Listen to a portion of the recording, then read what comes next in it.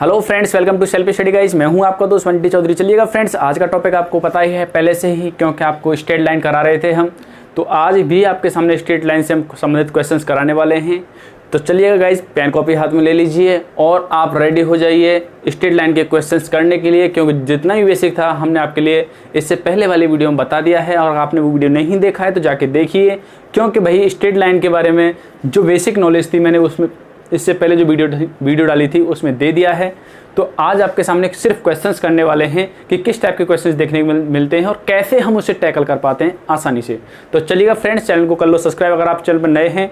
और गाइस, आपसे कहना चाहूँगा कि बेल आइकन को क्लिक जरूर कर लेना, जिससे अपडेट आपको मिलता रहे। चलिएगा फ्रेंड्स, स्टार्ट करते हैं। क्लास को एक बार शेयर कर दीजिए। स्ट्रेट लाइन से संबंधित हम कुछ क्वेश्चंस कल देख चुके थे, तो आज स्टार्ट करने वाले हैं और क्वेश्चंस के साथ में।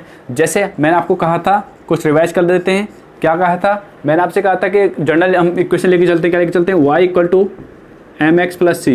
ये इक्वेशन आप लेके चलते हैं लाइन के लिए, जिसमें आपसे बोला जाता है m क्या होता है? ढाल होता है। c क्या है? कांस्टेंट को दिखा रहा है। और इसके अलावा मैं दूसरी इक्वेशन आपके सामने बताई थी, y minus y1 equal to y2 minus y1 upon x2 minus x1, और यहाँ होता है x माइनस x1। इस तरीके से तो ये आपके पास इक्वेशन होती है। ये कब होती है? जब आपके सामने एक इक्वेशन दे रखी है और दूसरी इक्वेशन फाइंड करने के लिए कहेगा। देखिए कैसे, हम आपके सामने निकाल के बताएंगे अभी कैसे निकालते हैं इससे।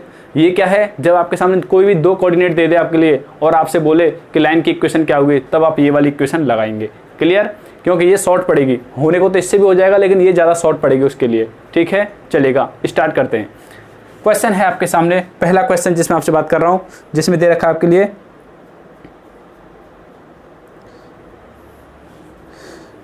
लिखा हुआ है कि y अक्ष के समांतर लाइन फाइंड करनी है। y अक्ष के समांतर, जो कि एक सरल रेखा की समीकरण फाइंड करनी है। एक सरल रेखा की समीकरण क्या होगी? मतलब एक स्ट्रेट लाइन की इक्वेशन पूछ रहा है। कौन सी पूछ रहा है? जो कि पास हो रही है कहाँ से?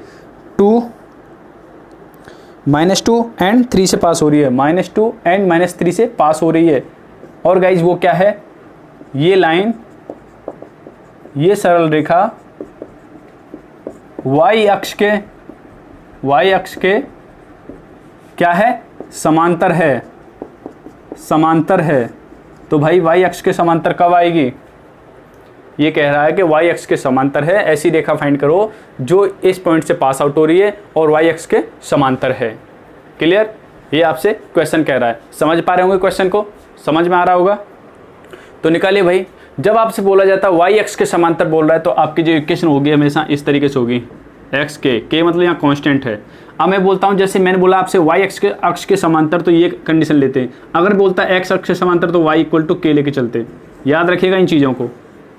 जहाँ पे आपसे बोला जाता है y अक्ष के समांतर, तो वहाँ पे y को ले लेते हैं 0, और ये कंडीशन बन जाती है कांस्टेंट इस तरीके से।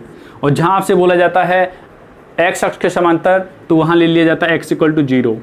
इसलिए ये इक्वेशन बन के आती है, क्योंकि आपने पढ़ा है ना मेन इक्वेशन क्या होती है। मेन इक्वेशन आपके सामने क्या होती है? mx प्लस सी। अब मैं बोलूँ इसी लाइन को आपसे बोल रहा हूँ y अक्ष के समांतर बताइए, तो y अक्ष के समांतर मतलब इस 0 mx प्लस सी। तो x की वैल्यू निकालूंगा तो क्या निकलेगी? माइनस का c अपॉन m निकलेगा। मतलब एक तरह से क्या है? कांस्टेंट ही तो ये वैल्यू क्या होगी? कांस्टेंट होगी। ये वैल्यू क्या होगी? कांस्टेंट होगी। इसलिए मैंने k लिख रखा है। k क्या है? या कांस्टेंट है। क्लियर? मतलब एक नंबर है कोई भी, माइनस में प्लस में कैसे भी हो सकता है। आपको पता है c की वैल्यू प्लस माइनस में कैसे भी आ सकती है।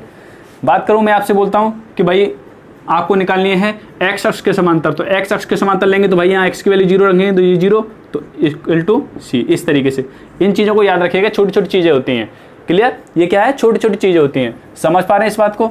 अब हमें पता है, उसने पूछा x अक्ष के समांतर, तो भाई क्या करेंगे? पहले x अक्ष के समांतर की हम इक्वेशन फाइंड करेंगे। अब x अक्ष के समांतर कौन सी इक्वेशन होगी बताइए? सॉरी, इसने y अक्ष के समांतर क्या होगा? तो x इक्वल टू c मान लो, k मान लो, जो भी है। अब उसने कहा है कहाँ से पास आउट हो रही है? इस पॉइंट से हो रही है। तो एट पॉइंट माइनस और -3, इस तरीके से। समझ पा रहे हैं इस बात को? समझ पा रहे हैं? अब देखिए, इससे पास आउट करा देंगे हम।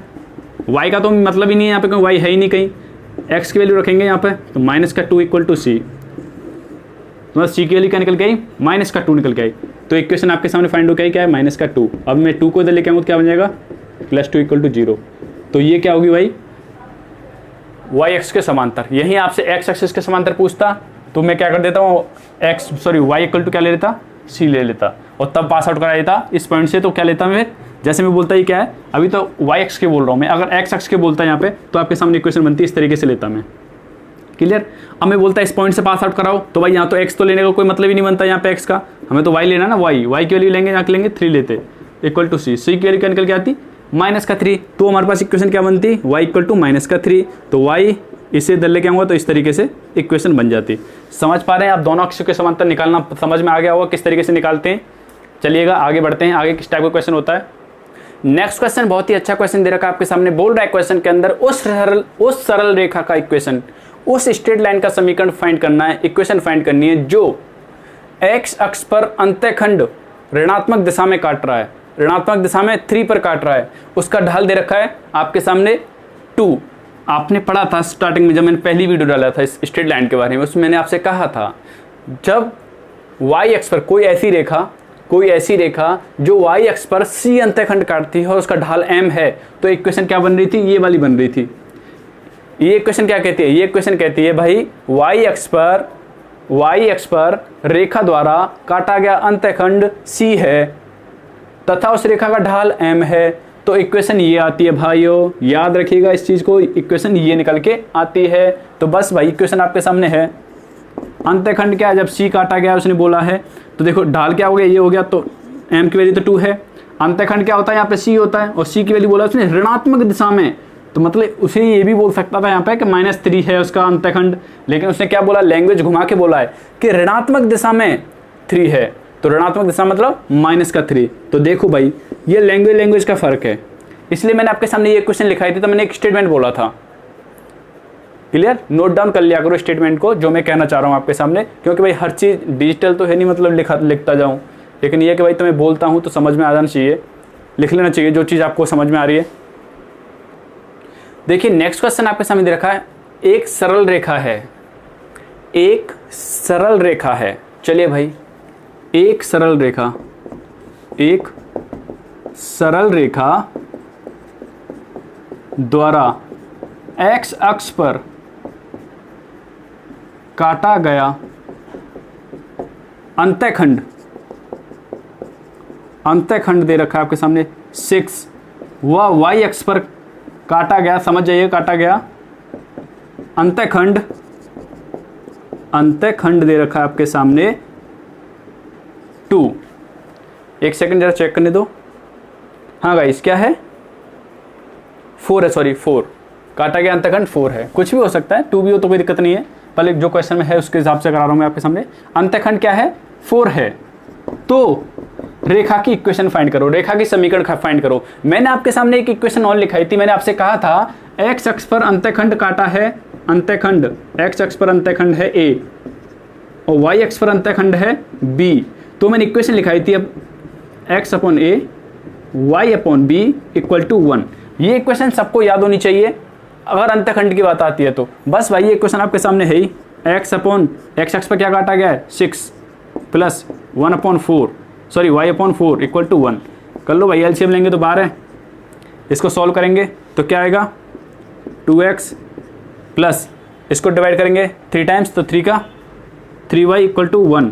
तो देखिए भाई इक्वेशन निकल के आ जाएगी यहाँ से 2x प्लस 3y, और जब 12 इधर जाएगा तो क्या जाएगा =12। तो ये आपके सामने आंसर निकल के आ जाता है। कभी कभी ये इस तरीके से भी लिखा हो सकता है कि 2x प्लस 3y और 12 को भी इधर लेके आ जाए, तो आप ऐसा नहीं है कि आप इसी चीज़ पढ़े रहो कि यही आंसर आएगा, तो आंसर ये भी हो सकता है। क्लियर, समझ पा रहे होंगे इस बात को। तो देखिए मैंने आपके सामने जो कंडीशन लिखाई थी उसी के अनुसार काम चल रहा है। ठीक है, 3 इक्वेशन भाई, 3 इक्वेशन, थोड़ा लॉजिक के साथ समझना है 3 इक्वेशनों को कि ये इसका स्टेटमेंट क्या है और इसका स्टेटमेंट क्या है और इसका स्टेटमेंट क्या है। तीनों के स्टेटमेंट और तीनों के जो फॉर्मूले हैं याद हैं, तो स्ट्रेट लाइन का कोई भी आपका ऐसा क्वेश्चन नहीं है जिससे आप ना कर पाएँ। इतना गारंटेड कह सकता हूँ कि आपने अगर ये फॉर्मूले स्टेटमेंट सहित आपको याद हैं तो आप कभी मात नहीं खाएंगे। स्ट्रेट लाइन का कैसा भी क्वेश्चन हो उससे आप कर पाएंगे। चलिएगा देखिए क्वेश्चन है अगला, उसमें बोल रहा है आपसे एक सरल रेखा है, सरल रेखा तो याद ही है, जो कि एक्स एक्स और वाई एक्स पर, मतलब देखो क्वेश्चन क्या कह रहा है, एक सरल रेखा की समीकरण ज्ञात करो जो कि एक्स तथा वाई एक्स पर, या फिर आपसे बोलो दोनों अक्ष पर समान बिंदु पर काट रही है, मतलब समान पॉइंट पर काट रही है। मैंने मान लिया समान पॉइंट क्या है, ए पर काट रही है एक्स अक्ष को, और ए पर ही काट रही है वाई अक्ष को, ठीक है। और उसने बोला है इन दोनों का जो सम है ना, इन दोनों का जो सम है वो किसके इक्वल है, 16 के इक्वल है। तो बताइए रेखा की समीकरण क्या हुई। तो भाई जब दोनों आप आराम से निकाल सकते हो ना कि ए की वैल्यू यहाँ से 8 निकलेगी, तो मतलब x/8 plus y/8 equal to 1। आराम से कर सकते हैं, x plus Y equal to 8 कर सकते नहीं कर सकते। क्वेश्चन क्या था कि एक सरल रेखा की समीकरण ज्ञात करो जो कि दोनों अक्ष को समान, मतलब बराबर अंतखंड पर काट रही है, दोनों अक्ष को बराबर अंतखंड पर काट रही है। तो बराबर के लिए हमने a मान लिया x अक्ष पे और a मान लिया y अक्ष पर। उसने बोला था उन दोनों का सम है 16। तो बताइए समीकरण क्या होगी, तो निकाल दी समीकरण। यही स्टेटमेंट था, वहाँ पे यहाँ पे a और b अलग अलग दे दिया है। अब इन दोनों को समान कह देता हूँ, तो मतलब इन दोनों की वैल्यू समान है। अगर मैं आपसे बोलता हूँ ये दोनों समान है और इनका जो सम है 16 है, तो आराम से निकाल सकते हैं a की वैल्यू क्या निकलेगी। समझ पा रहे हैं इस बात को। कोई रेखा बिंदु P व बिंदु Q को मिलाने से बन रही है। एक लाइन है जो बिंदु P और बिंदु Q को मिलाने से बन रही है, कोई लाइन, दो बिंदु हैं किसी रेखा पर। अब उसने पूछा है आपसे कि इस रेखा की समीकरण आप इस इक्वेशन से निकाल सकते हैं, आराम से निकाल सकते हैं, कोई समस्या नहीं होनी चाहिए, क्लियर निकाल सकते हैं। लेकिन उसने इस क्वेश्चन में हमसे पूछा है कि भाई P व Q दो बिंदु हैं किसी लाइन पर, तो आपसे कह रहा है कि उस लाइन का ढाल क्या होगा। और हमें पता है भाई, जब हमने ये क्वेश्चन आपके सामने लिखाई थी तो ये इसके बारे में कहा था ये क्या है, ढाल होता है, ये पूरा क्या होता है, ये ढाल होता है। तो बस भाई अगर हम बोलते हैं इसे x1 y1 x2 y2, तो आपके क्या कह दिया, x2 minus sorry y2 minus y1, तो y2 minus y1 0 upon, next नीचे क्या लिखा हुआ, नीचे है आपके सामने x2 माइनस x1, तो x2 की वैल्यू 0 माइनस x1 की वैल्यू 2। तो कर लीजिए वही फाइंड, यहाँ से निकल के आएगा -3 और यहाँ से निकल के आएगा -2, डिवाइड किया तो निकल के आया 3/2। यही क्या होगा, ढाल होगा। तो देखो बहुत सिंपल सा क्वेश्चन था, इसलिए आपके सामने बताया, क्योंकि कभी कभी इन्हीं में ही कन्फ्यूज हो जाते हैं। कुछ फ्रेंड्स इसमें लगा देंगे, भाई पहले लगा दो भैया, इससे भी हो जाएगा आराम से। क्यों हो जाएगा, कैसे हो जाएगा, इस कंडीशन को पहले, मतलब पहले P बिंदु को अप्लाई करेंगे इस लाइन में, y की वैल्यू 0 रखेंगे, x की वैल्यू 2 रखेंगे यहाँ पर, तो यहाँ पे m और c में वैल्यू निकल के आ जाएगी, यहाँ पर m और c में वैल्यू निकल जाएगी। ऐसे इसको रखेंगे तो दूसरी इक्वेशन निकल जाएगी m और c की इक्वेशन, मतलब m और c में इक्वेशन एक पहले इसकी निकलेगी और m और c में ही इक्वेशन पहले दूसरी इसकी निकल जाएगी। और उनको आप फिर सॉल्व करेंगे तो वहाँ पे जैसे हम निकालते हैं, दो इक्वेशन दे रखी होती हैं, तो x और y की वैल्यू फाइंड करते हैं। तो सिमिलरली यहाँ भी m और c की वैल्यू फाइंड करेंगे, उसके बाद में निकलेगा। और डायरेक्टली आपको पता है तो ये लगाइए सीधा और आराम से आंसर आपके सामने है। क्लियर, समस्या का सॉल्व हो गया। देखिए नेक्स्ट क्वेश्चन आपके सामने दे रखा है, आपसे बोल रहा है एक लाइन बिंदु P व बिंदु Q को जोड़ने वाली एक लाइन है जिसका ढाल दे रखा है आपके सामने क्या है, -4/3। तो आपसे बोल रहा है यहाँ पे y की वैल्यू क्या है, ये y है गाइस, y की वैल्यू पूछ रहा है। तो जाहिर सी बात है भाई, ढाल आपके सामने ये दे रखा है और इन बिंदुओं से भी हम ढाल निकाल सकते हैं क्योंकि हमारे पास ये फॉर्मूला है। तो जब ऐसे ही मैं इसमें पुट करूँगा तो आप जानते हैं y2 माइनस y1, y2 की जगह क्या है y है, माइनस y1 की जगह क्या है 11 अपॉन x2 माइनस x1 क्या है -8, और ये वैल्यू किसके इक्वल है, इसके इक्वल है। तो अब आराम से सॉल्व कर सकते हो, वही समझ गए होंगे स्टेटमेंट क्या कह रहा था। यहाँ निकल के आएगा +8 हो जाएगा, यहाँ देखो -4/3। इसको सॉल्व करेंगे क्या बन जाएगा, 10 बन जाएगा। 10 का मल्टीप्लाई इधर करेंगे और 11 का इधर कर लेंगे, कर लो भाई। 10 का मल्टीप्लाई उधर करेंगे तो कर लो, y माइनस 11। अब मैं क्या करता हूँ, 10 का मल्टीप्लाई इधर कर दिया तो क्या आ गया 40 हो जाएगा। जब यहाँ से हट जाएगा तो ये इसका मल्टीप्लाई जब मैं यहाँ करूँगा इधर आ जाएगा। तो अब हमें निकालना है y की वैल्यू। 11 को उधर ले जाता हूँ, चलो मैं ऐसा ही कर लेता हूँ सीधा सीधा। 11 को जैसे मैं उधर लेके गया इस तरीके से, तो यहाँ निकल के आएगा 33 प्लस ये करेंगे तो क्या आएगा 73 माइनस का 73 अपॉन सॉरी प्लस का हो जाएगा, यहाँ पर ये प्लस का हो जाएगा। तो प्लस का हो जाएगा और इसे जब मल्टीप्लाई करेंगे तो क्या आएगा -40 प्लस 33, तो घटाने के बाद क्या आएगा माइनस का 7/3, माइनस का 7/3, y की वैल्यू क्या निकल के आएगी माइनस का 7/3। क्लियर हो गया होगा, आराम से समझ पा रहे होंगे इस बात को, इस कंडीशन को आराम से समझ गए होंगे। आगे क्वेश्चन आपके सामने मैंने 3 लिख रखे हैं, देखिएगा। पहला क्वेश्चन आपसे बोल रहा है रेखा का समीकरण क्या होगा। ये सभी का स्टेटमेंट है पहला कि रेखा का समीकरण क्या होगा, यहाँ पे भी रेखा का समीकरण क्या होगा, यहाँ पे भी रेखा का समीकरण क्या होगा। देखिएगा क्वेश्चन बोल रहा है जो अक्षों पर समान व धनात्मक अंत्यखंड काटती है, मतलब एक रेखा है जो अक्षों पर मतलब दोनों ही अक्षों की बात कर रहा है, ये दोनों ही अक्षों पर समान मतलब इक्वल, और धनात्मक मतलब दोनों ही इक्वल हैं, दोनों ही धनात्मक हैं, ठीक है। अंत्यखंड काट रही है और गुजर कहाँ से रही है, वो गुजर रही है 4 और 5 से गुजर रही है। तो आपसे पूछ रहा है समीकरण क्या होगा। तो भाई हमें पता है अंत्यखंड वाली इक्वेशन ये होती है भाई, जब अंत्यखंड आपके सामने दे रखे हो तब। तो देखिए भाई पहले क्वेश्चन का सॉल्यूशन देखिएगा, क्या बोल रहा हूँ मैं पहले वाले क्वेश्चन के लिए, समझिएगा। यहाँ पे आपसे जो बोला था वही कंडीशन लेके चलनी है, हमें लेंगे। अब हमें क्या मान लेंगे कि दो समान धनात्मक मान लेते हैं, दोनों क्या हैं ए हैं। भाई x पर काटा गया अंत्यखंड ए है, y पर भी काटा गया अंत्यखंड, क्योंकि दोनों बराबर हैं और धनात्मक हैं। क्लियर, ठीक है, इक्वल टू 1। इक्वेशन तो ये बनती है भाई, और हमें ए की वैल्यू नहीं पता इक्वेशन फाइंड करने के लिए, लेकिन उसने बोल दिया कहाँ से गुजर रही है 4 और 5 से। तो भाई देखिए ये बनेगी x plus Y equal to A हो रहा है यहाँ से। इतना समझ पा रहे हैं, एलसीएम लेके सॉल्व करेंगे तो ये निकलेगी, करके देख लीजिएगा एक बार, देखिएगा। इम्प्लाइज दैट अब हमें पता है x क्या है 4 है, y क्या है 5 है, तो 4 plus 5 equal to a।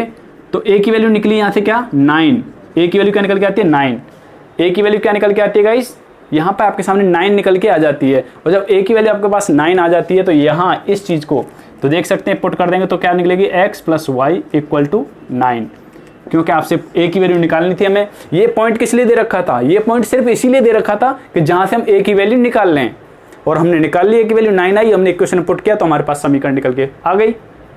Clear, उम्मीद करता हूँ समझ पा रहे होंगे, इस बात को समझ गए होंगे। यहाँ तक मुझे तो नहीं लगता कोई समस्या रहनी चाहिए, कोई भी दिक्कत नहीं होनी चाहिए।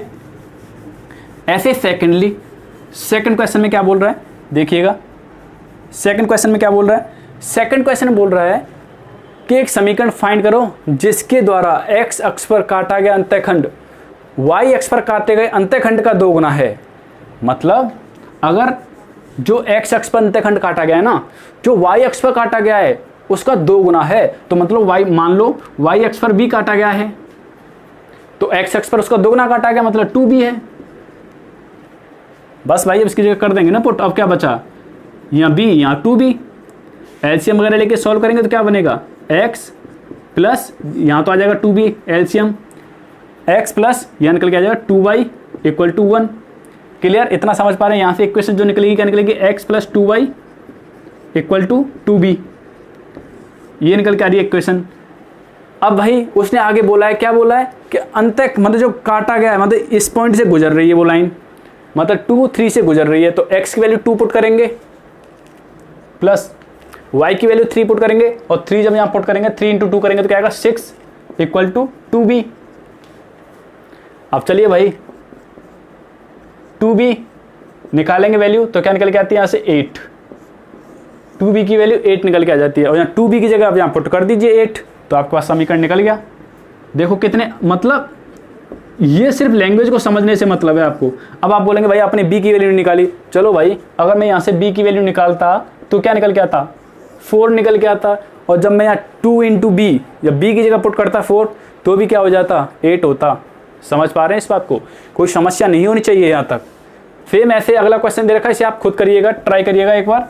क्वेश्चन आपके सामने जो दे रखा है उसको थोड़ा ट्राई करिएगा, क्योंकि भाई आपके लिए भी तो थोड़ा बहुत बचना चाहिए करने के लिए।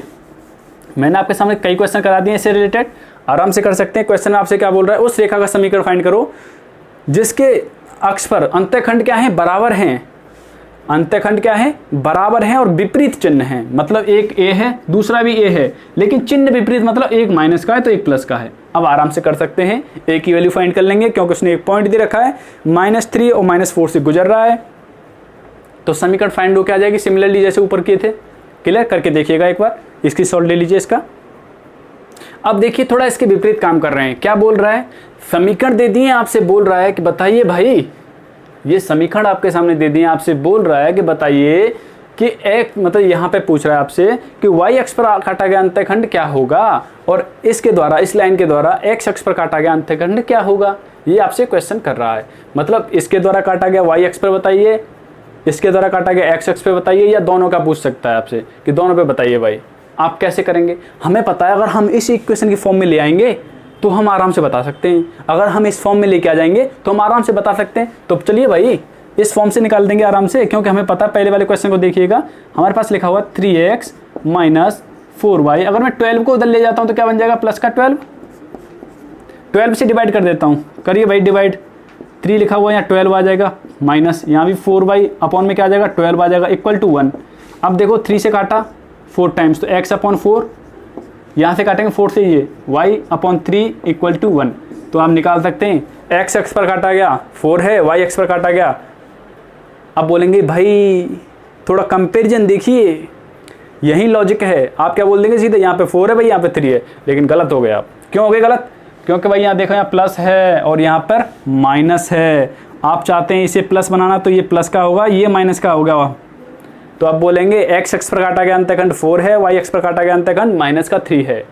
बस यही इंडिया मौत खा जाती है। थोड़ा समझिएगा, यहाँ प्लस है बीच में भाई, प्लस होता है, तो यहाँ पे तुम्हारा माइनस आ रहा है, तो आप समझिए कि यहाँ पे ये नीचे दे रखा है वो कंडीशन क्या होगी, माइनस में होगी।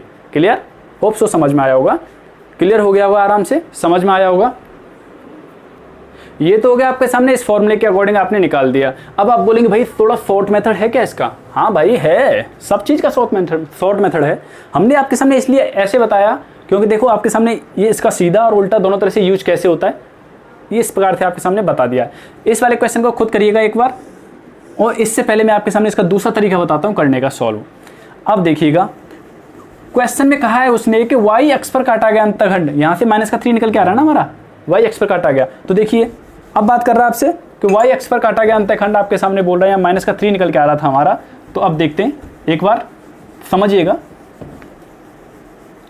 क्या कहना चाह रहा हूं मैं, थोड़ा लॉजिक लगाएंगे तब आप आराम से कर देंगे। कैसे? ये जानते हो, पढ़ते आ रहे हैं, ये पढ़ते आ रहे हैं हम शुरू से, काफ़ी टाइम से पढ़ते आ रहे हैं। वेट, ठीक है। अब आपको पता है उसने क्या कहा है कि वाई एक्स पर काटा गया अंतःखंड क्या होगा, वाई एक्सिस पर काटा गया अंतःखंड, वाई एक्सिस पर। तो भाई वाई एक्स पर काटने के लिए यहाँ होना चाहिए या फिर उसे यहाँ होना चाहिए, या तो यहाँ काटेगा कहीं इस लाइन पर, या फिर ऊपर की तरफ काटेगा, या तो पॉजिटिव में काटेगा वाई एक्स को, या फिर नेगेटिव में काटेगा वाई एक्स को। और आपको पता है जब वाई एक्स पे, यार एक्स मैं बात कर रहा हूँ वाई एक्स पे काटने की, तो वाई एक्सिस पे कोई भी वैल्यू होगी वाई एक्स पे होगी, कोई लाइन, इस लाइन पे आने के लिए क्या होगा, एक्स की वैल्यू 0 होगी। आपसे बोल रहा हूँ मैं एक्स वाई एक्सिस पे काटिए, तो वाई एक्स पे काट रहा है तो भाई इसके लिए एक्स की वैल्यू 0 होगी कहीं ना कहीं, क्योंकि एक्स की वैल्यू 0 होगी तभी तो वाई एक्स पे चलेगा। अगर एक्स की वैल्यू 0 नहीं हुई तो यहाँ काट रहा होगा कहीं, यहाँ मिल रही होगी लाइन, यहाँ आ रही होगी, ऐसे लाइन ऐसे जा रही होगी लाइन। लेकिन उसने क्या कहा है, काट रहा है, तो काटने के लिए क्या है, उससे कहीं ना कहीं ऐसे जाना पड़ेगा। मतलब ये पॉइंट ऐसा आएगा यहाँ पर एक्स की वैल्यू तो 0 रहनी है, वाई की वैल्यू कुछ भी हो सकती है। समझ गए इस बात को? तो बस भाई ये कंडीशन लगानी है। एक्स एक्स की बात कर रहा है तो यहाँ पे वाई एक्स की बात कर रहा है तो यहाँ पे क्या करेंगे, एक्स की वैल्यू 0 ले लेंगे। तो भाई ले लीजिए, एक्स की वैल्यू 0 लेंगे, यहाँ रहेगा 4y माइनस 12 इक्वल टू 0। तो ये तो 0 बन गया, ठीक है। माइनस का 4y, जब 12 को इधर लेके जाऊँगा तो प्लस का 12 हो जाएगा। तो निकालूंगा y की वैल्यू, तो माइनस का 4 काटूंगा तो क्या निकल के आया, माइनस का 3। तो आप इस तरीके से भी कर सकते हैं। क्लियर? उम्मीद करता हूँ समझ पाए होंगे। मैंने जो आपसे कहना चाहा है, क्या कहना चाह रहा हूँ, मैं आपसे कहना चाह रहा हूँ कि जब उसने बोला था वाई एक्स पे काट रहा है, तो वाई एक्स पे काटने के लिए आपको ये लॉजिक होना चाहिए कि एक्स की वैल्यू वहाँ पे 0 होगी तभी तो वाई एक्स पे काटेगा। इसका उल्टा अगर नीचे मैं आपसे पूछ रहा हूँ, इस क्वेश्चन में आपसे पूछ रहा हूँ कि एक्स अक्ष पे बताइए, तो भाई एक्स अक्ष पे बताएंगे तो क्या करेंगे, एक्स अक्ष पे आने के लिए वहाँ क्या, जैसे यहाँ पे काटना है किसी को, तो यहाँ पे काटने के लिए क्या होता है, यहाँ एक ऐसा कैसा पॉइंट होता है, यहाँ पे एक्स की वैल्यू तो कुछ भी है, मतलब हमें नहीं पता, लेकिन ये पक्का पता है कि वाई की वैल्यू यहाँ 0 होगी, क्योंकि एक्स एक्स पे काटने के लिए वाई की वैल्यू 0 होना अनिवार्य है। तो बस यहाँ पे वाई की वैल्यू 0 ले देंगे और एक्स एक्स निकल के आ जाएगा, माइनस का 3/4 आएगा। करके देखिएगा एक बार, समझ पा रहे होंगे जो मैं आपको समझाना चाह रहा था। क्लियर? अब देखिएगा नेक्स्ट क्वेश्चन आपके सामने है, आपसे बोल रहा है उस रेखा का समीकरण ज्ञात करो, रेखा का समीकरण ज्ञात करो, रेखा का समीकरण। समझ जाएंगे इस बात से, रेखा का समीकरण ज्ञात करना है आपको। क्लियर? उसमें बोला है आपसे कि x इक्वल टू -2 व x इक्वल टू 6 से समान दूरी पर है, समान दूरी पर है। मतलब उस रेखा का समीकरण ज्ञात करना है जो x इक्वल टू -2 और x इक्वल टू 6 से समान दूरी पर है। तो देखिए भाई, लॉजिक वाला क्वेश्चन है पूरा, इसमें कुछ आपको कुछ वो नहीं लगाना कि आपको कुछ ज़्यादा वो लगानी है, साइंस लगानी है, ऐसा कुछ नहीं है। बस आपके सामने इससे और इस पॉइंट से समान दूरी पर कौन सी लाइन हो सकती है ये आपसे पूछ रहा है। अरे भाई थोड़ा लॉजिक लगा के समझेंगे तो आराम से कर देंगे। देखो इस तरीके से इसी से कर जाएंगे। यहाँ 0 होता है, 1 माइनस का 1, 2 माइनस का 2, 3 माइनस का 3, माइनस का 4, 4 माइनस का 5, प्लस का 5, माइनस का 6, प्लस का 6। क्लियर, समझ पा रहे इस बात को? तो देखो 1 2 3 4 5 6, मतलब ये माइनस में सब इधर 1 2 3 4 5 6। अब उसने बोला है x इक्वल टू -2, यहाँ की बात कर रहा है, यहाँ की बात हो रही है। अब x इक्वल टू 6, यहाँ की बात हो रही है। अब बताइए भाई इनके बीच में क्या पड़ रहा है, इनके बीच में क्या क्या आ रहा है आपके सामने, इनके बीच में क्या आ रहा है, इनके बीच में क्या आ रहा है? जो आ रहा है वही आपका आंसर हो जाएगा। बताइए क्या आ रहा है इनके बीच में? आप देख पा रहे हैं यहाँ पे 1 2 3 4 5 6 ये चीज़ें हैं। अब बताइए इनसे समान दूरी पर क्या होगा, इनसे समान दूरी पर क्या होगा? भाई इनसे समान दूरी पर यही तो होगा, यही तो चीज़ आ रही है, मतलब x इक्वल टू 2 समान दूरी पर होगा, यही आंसर है आपका। कितना, ये सिर्फ लॉजिक पे डिपेंड था आपके, इसमें ऐसा नहीं कुछ आपने न्यूक्लियर साइंस लगानी है भाई, इसमें बस सीधा सॉल्व करके बताना था कि मतलब एक लाइन ये दे रखी है, एक लाइन ये दे रखी है, तो बताना था आपको कि एक लाइन ये है, दूसरी लाइन ये है, तो इनसे समान दूरी पर जो लाइन होगी वो बताइए। तो इनके समान दूरी पर लाइन आप ऐसे ही निकाल सकते हैं, आप ऐसे ही निकाल सकते हैं। क्लियर, समझ पा रहे हैं इस बात को, इस समस्या को? क्लियर, तो उम्मीद करता हूँ समझ में आया होगा कि कैसे हमने फाइंड किया है। चलिए अब थोड़ा अप लेवल की बात करते हैं। देखिए क्वेश्चन आपके सामने बहुत ही अच्छा बेहतरीन क्वेश्चन, जैसे आप बोल सकते हैं कि मतलब ये कुछ फ्रेंड्स बोल रहे होंगे थोड़ा लेवल हाई करिए। देखो थोड़ा लेवल देखिए इसका, थोड़ा अच्छा लेवल है इसका। देखो क्या बोल रहा है, लैंग्वेज का खेल है, बस सॉल्व करने में आराम, दूसरी लाइन में आपका आंसर आएगा। मतलब अगर जिसके समझ में आ गया वो 1 सेकंड में आंसर दे देगा, 1 सेकंड में।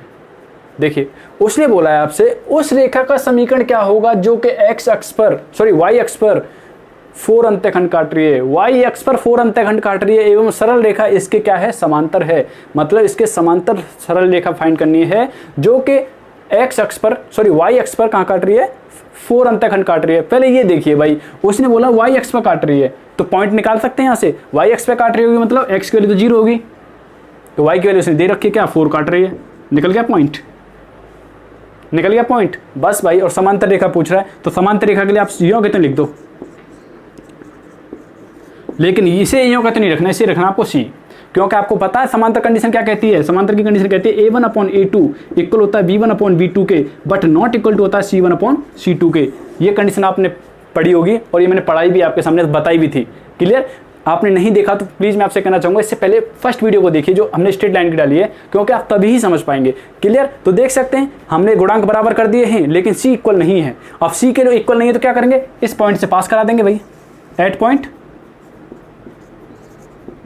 किस पर, 0 4 पर करा दीजिए भाई इस पॉइंट से पास। जब इस पॉइंट से पास कराएंगे तो देखिए 0 रखेंगे, -3, y की वैल्यू क्या दे रखी है 4 इक्वल टू सी, तो यहाँ से c की वैल्यू निकल के आएगी -12। हो गया भाई। अब इक्वेशन आपके सामने निकल के आ गई, क्या निकल के आई, इसी इक्वेशन में c की जगह क्या पुट कर देंगे, -12। यही आपका आंसर है, यही आपका आंसर है। क्लियर, अगर मैं यही आपके सामने कोई क्वेश्चन बोलता हूँ कि उस रेखा की समीकरण ज्ञात करो जो कि इस लाइन के समांतर है और एक पॉइंट दे देता हूँ कि 0 और 4 से पास आउट हो रही है, तो बताइए। तो लैंग्वेज चेंज है, बस लैंग्वेज में क्या बोल दिया उसने, y अक्ष पर अंत्यखंड 4 काट रही है, मतलब y अक्ष पर कहीं काट रही है, इस तरीके से y अक्ष पर काट रही है, मतलब यहाँ तो 4 है, लेकिन आप समझ सकते हैं कि x की वैल्यू तो ऑटोमेटिकली फाइंड कर सकते हो ना कि x की क्या होगी यहाँ पे, जब y अक्ष पर काट रही है तो x की वैल्यू 0 होगी, तभी तो y पर काटेगी वो। समझ पा रहे हैं इस बात को? चलिए नेक्स्ट क्वेश्चन है आपके सामने, आपसे बोल रहा है भाई आपको वैल्यू फाइंड करनी है, कंडीशन फाइंड करनी है। जैसे आपके सामने बोल रहा हूँ A X plus B Y plus C equal to 0 है, इसके समांतर रेखा क्या होगी, इसके समांतर रेखा बताओ। तो आपके पास में ऑप्शन जैसे मैं आपके सामने बोलता हूँ, समझिएगा। ऑप्शन से आपको बताना है, इसमें ऐसा कुछ नहीं है कि आपको फाइंड करनी है, कि आप फाइंड कर ही नहीं सकते जब आपके सामने कोई पॉइंट ही नहीं दे रखा। सिर्फ आपको ऑप्शन देख के पता कर सकते हैं। कैसे, देखिएगा मैं आपके सामने बता रहा हूँ।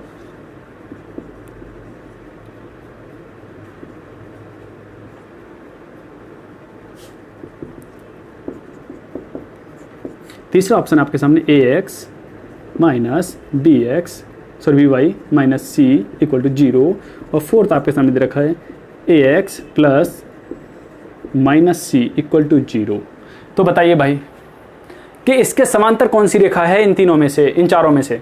आप देख पा रहे हैं भाई कोएफिशिएंट बराबर होने चाहिए एक्स के और वाई के। यहाँ प्लस का ए है, ठीक है, ए का तो बराबर है, लेकिन यहाँ बी क्या है, माइनस का है, लेकिन यहाँ पे प्लस का है, तो मतलब कोएफिशिएंट तो बराबर है नहीं भाई इसके।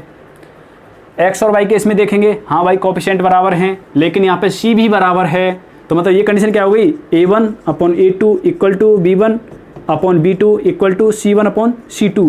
और भाई अब तीनों इक्वल हो जाते तो क्या होती है, ये तो संपाती की कंडीशन होती है, ये तो समांतर की कंडीशन है ही नहीं, तो भाई ये भी क्या है, करेक्ट नहीं होगा। अब बात करते हैं अगले वाले की, इसको देखेंगे तो देखो a बराबर है, मतलब a1 अपॉन a2 बराबर b1 अपॉन b2 होनी चाहिए, c1 अपॉन c2 ये नॉट इक्वल टू होनी चाहिए। लेकिन यहाँ देख पा रहे हैं भाई a के बराबर है, ठीक है, b के बराबर तो है लेकिन नेगेटिव में है, तो मतलब ये अनइक्वल हो रहा है, तो मतलब ये भी नहीं हो सकता। लास्ट देखिएगा, लास्ट कंडीशन क्या है, a के बराबर है भाई, b प्लस का है, यहाँ भी b प्लस का है, ठीक है, लेकिन यहाँ c प्लस का है और c यहाँ पर माइनस का है, तो आप समझ सकते हैं माइनस का c अपॉन प्लस का c कटने के बाद में क्या निकल के आएगा, माइनस का 1 निकलेगा। अब यहाँ निकालेंगे तो यहाँ तो 1 निकल के आ रहा है, 1 equal to 1 but not equal to -1, बस कंडीशन फाइंड हो गई, मतलब ये आपका ऑप्शन करेक्ट होगा। देखो कितना अच्छा क्वेश्चन था, सिर्फ दे रखा है आपको ऑप्शन में से बताना है। आप अगर कहीं सॉल्व करने लग जाओ, भाई सॉल्व कर रहा हूँ, कर लो भाई, आपको इतना तो पता है, इतना पार्ट तो फिक्स आएगा।